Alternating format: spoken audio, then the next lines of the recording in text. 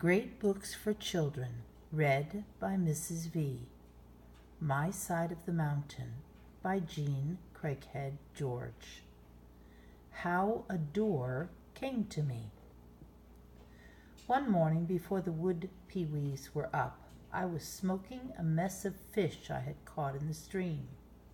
When I caught more than I could eat, I would bone them, put them on a rack of sticks, and slowly smoke them until they dried out. This is the best way to preserve extra food. However, if you try it, remember to use a hard wood. Hickory is the best. I tried pine on the first batch and ruined them with black tarry smoke. Well, it was very silent. Then came a scream. I jumped into my tree. Presently I had enough nerve to look out. "Baron Weasel," I said in astonishment. I was sure it was the same weasel I had met in the trap. He was on the boulder in front of the hemlock, batting the ferns with his front feet and rearing and staring at me. "Now you stay right there," I said. Of course, he flipped and came off the rock like a jet stream. He was at the door before I could stop him and loping around my feet like a bouncing ball. "You look glad all over, Baron. I hope all that frisking means joy," I said. He took my pants leg in his teeth, tugged it, and then rippled softly back to the boulder. He went down a small hole. He popped up again, bit a fern nearby, and ran around the boulder. I crept out to look for him. No weasel.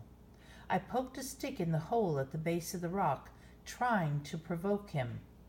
I felt a little jumpy, so that when a shot rang out through the woods, I leapt a foot in the air and dove into my hole. A cricket chirped, a catbird scratched the leaves. I waited. One enormous minute later, a dark form ran onto the meadow. It stumbled and fell. I had the impression that it was a deer. Without waiting to consider what I might be running toward, I burst to the edge of the meadow. No one was in sight. I ran into the grass. There lay a dead deer. With all my strength, I dragged the heavy animal into the woods. I then hurried to my tree, gathered up the hemlock boughs on my bed, rushed back, and threw them over the carcass.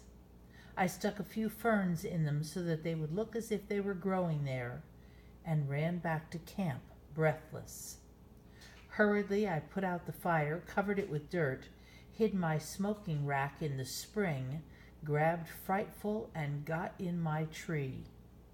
Someone was poaching, and he might be along in a minute to collect his prize. The shot had come from the side of the mountain, and I figured I had about 4 minutes to clean up before the poacher arrived. Then, when I was hidden and ready, Frightful started her cry of hunger. I had not fed her yet that morning. Oh, how was I going to explain to her the awful need to be quiet? How did a mother falcon warn her young of danger? I took her in my hands and stroked her stomach. She fought me, and then she lay still in my hand, her feet upright, her eyes bright. She stiffened and drooped. I kept on stroking her.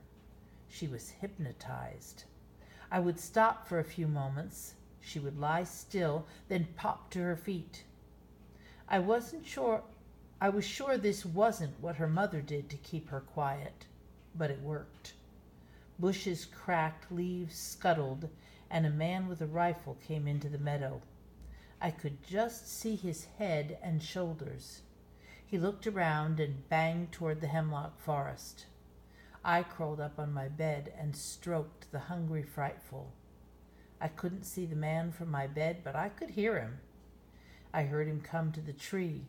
I could see his boots. He stopped by the ashes of the fire and then went on. I could see my heart lift my sweater. I was terrified. I stayed on the bed all morning, telling the fierce little bundle of feathers in my hand that there was deer meat in store for her if she would just wait with me. Way down on the other side of the mountain, I heard another shot. I sure hoped that deer dropped on the poacher's toes and that he would now go home. At noon, I went to my prize. Frightful sat beside me as I skinned and quartered it. She ate deer until she was misshapen. I didn't make any notes as to how long it took me to do all the work that was required to get the deer ready for smoking and the hide scraped and ready for tanning. But it was many, many days. However, when I sat down to a venison steak, that was a meal. All it was venison. I wrote this on a piece of birch bark. I think I grew an inch on venison. Frightful and I went to the meadow when the meal was done, and I flopped on the grass. The stars came up. The ground smelled sweet, and I closed my eyes.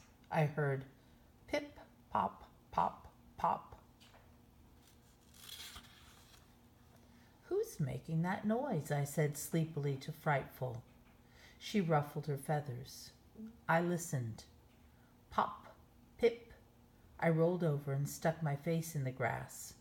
Something gleamed beneath me, and in the fading light I could see an earthworm coming out of its hole. Nearby another one arose, and there was a pop. Little bubbles of air snapped as these voiceless animals of the earth came to the surface. That got me to smiling.